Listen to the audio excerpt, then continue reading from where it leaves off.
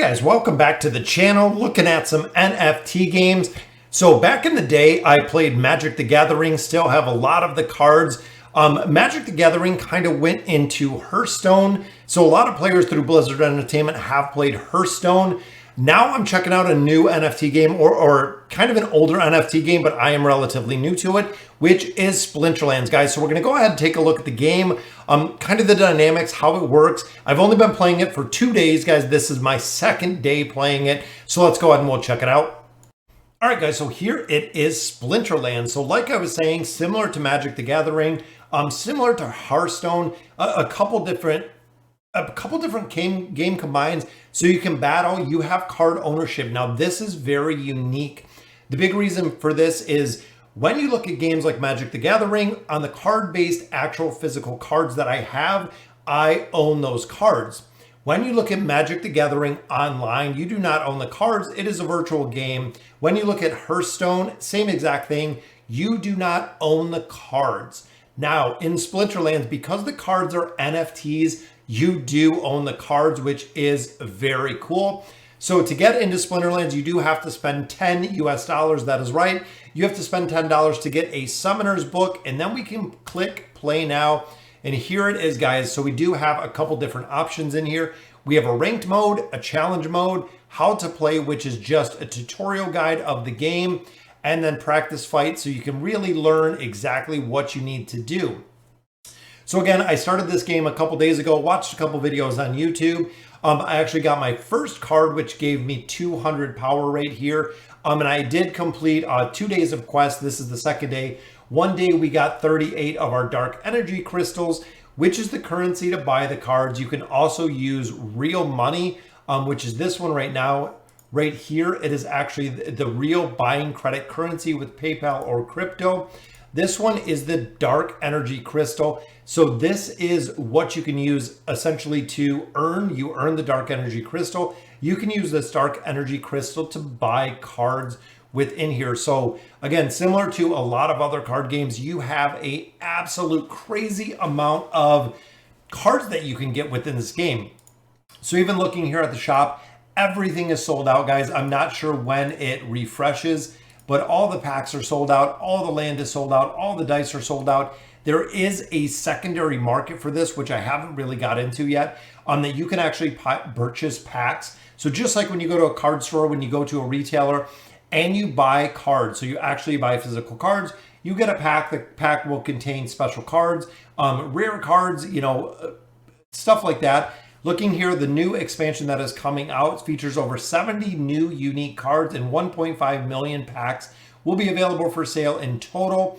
And there's an incentive to buy your packs early. So you can buy packs in here just like you do at the store. But again, you own the cards. It isn't like when you're playing Hearthstone and you buy cards in there, you don't own the cards. You get to use them. But ultimately, if you leave the game, that is it. There is no value to those cards. Similar to playing Magic the Gathering online, when you leave the game, there is no value to the cards. Now looking here, this is where you can open up your cards, which we don't have any packs yet. I haven't seen any for sale, but this is the market, guys. So this is the value of the cards. Now with them being virtual cards, again, they are NFTs. You can buy and sell cards as you see fit, depending on the price. And looking at the price of some of these cards, guys, look at some of these. Archmage Aegis, $28,000, $29,000 for this card, guys. Absolute insanity. $4,000 for a dragon, a mighty Dricken, $3,300. Kind of absolutely crazy what some of these prices are going for. But I wish, and I really, really wish this is a game that I would have found months ago, even years ago, because when you look at here, the edition, so we got our alpha and beta, similar again to MTG. You have the alpha and the beta cards. So those are the cards they actually started with. They have promotion cards, we have reward cards, untamed cards, and then dice cards. So there are entire card sets that are based on the packs that you buy. Similar to those, they do have the regular cards and they do have the gold cards. Gold cards do add, I believe, a little bit of rarity and a little bit of price when it comes to the gold card. Again, I'm really just getting familiar with the cards themselves, the foil cards, the regular cards. They also do come in common, rare, epic, and legendary cards, guys. So looking at some of these legendary cards, even they start about 36 bucks. So they do tend to get pretty expensive with the rare cards. So the legendary cards are the most rare cards that you can get. Then looking at the elements, which I love. So there are actually several different elements. You got 6 different elements, and then this neutral element, which has no allegiance to any of these. You have your dragon cards, which is cool. You have death, you have life, earth, water, and fire, of course, to go ahead and build out some of those cards. They also do have different roles, which I like this as well. So you actually have the monster role. So these are the primary monsters that you utilize within the game. This is what you will build your deck with.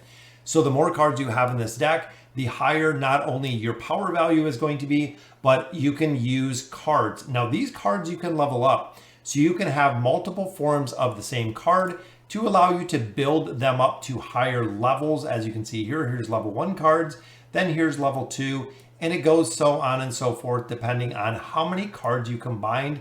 It also does show you how many cards you need to combine when you start getting into this.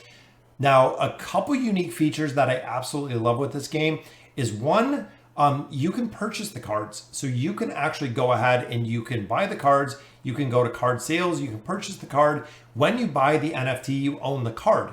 The card has value. That's really the big thing. If you're looking to really get into the game, you can rent cards. So not only can you buy the cards, own the cards, but when you do own the cards, you have an option to rent the cards. So if other players are looking to use some of these cards and even looking at some of these rental prices, $1.58 a day to own or to rent this hero, very cool. So the owner of this card is going to make $1.58 per day just renting the card that he owns. Well, if you look at, if you got tens of thousands, even here active rentals, 400,000 rentals, if you have multiple decks of heroes, that can be a ton of cards and that can be a ton of money, guys. That is really the big thing. It can be a ton of money if you're renting out a lot of these cards on a daily basis, on a weekly basis, depending on how many cards you have to rule out or rent out. In Summoner, same, $3.15 a day. We seen this guy was running about 28K if you're looking to buy him, but right here, $3.15 per day if you're just looking to rent them. Again, if you're a player that owns this unique Summoner card, you can actually make $3 per day just by renting one card. One single card, you're going to be making some decent money as long as it is rented. You have a steady income within this game. So very cool. Land sales, I haven't gotten into this yet. I know there is, again, a secondary market for the land sales. And then titles, packs, totems, and skins are coming as well. So the cards that I own, when you do your $10 purchase, so when you buy that first Summoners pack, these cards contain an S, as you can see right here. It is a starter card.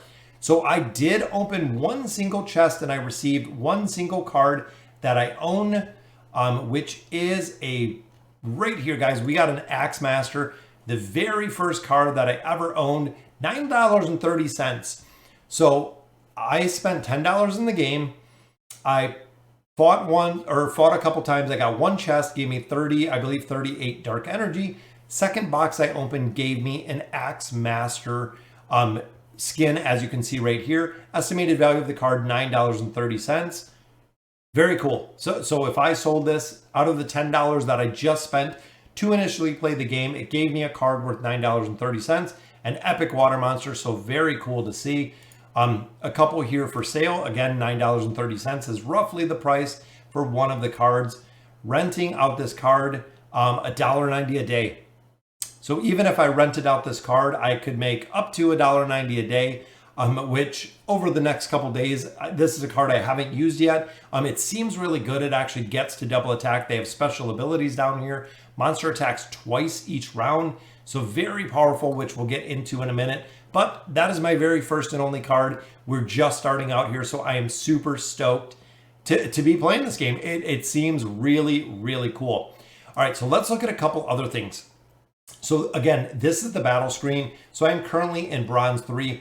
I need more power to go ahead and continue on to bronze 2. I need 800 more power to go ahead to bronze 2. There are a lot of different leagues in here, guys, that you can actually get into based on the power. So I need a lot more cards to go through here and level up. But we only put our $10 in here, and I think that's what we're going to stay right now. But seasons end every 15 days. So looking online, 15 days the season does end. The rewards you get out of here are the same as these daily reward quests, which we haven't done the daily reward yet. So if I could pick up a couple more cards out of that chest, would be very cool. You can get potions, you can get cards, you can get your currency up here, the dark energy crystal, a couple different things. So what I'm going to be looking to do is looking for some relatively cheap cards. I'm going to keep stacking up my dark energy crystals and buy some of those relatively cheap cards, or just go ahead and rent some of those very relatively cheap cards that could really improve my deck and help me progress through here. Now, there is an events tab. As you can see, there are a ton of tabs. Awarded $433,000, upcoming $154,000. There are a ton of events that go on from this game. A lot of them are from Splinterlands, HD tournaments, even some of, I believe they are players within the game do offer an incentive to go ahead. There is an entrance fee for most of these, but then you can actually win prizes, which is very cool. So as this game continues to grow and continues to build and develop, these will only get stronger as we have different events and tournaments that are going on, which is awesome. Another thing that I find very cool is guilds, guys. So these are guilds that you can actually join. I love the guild aspect of any game.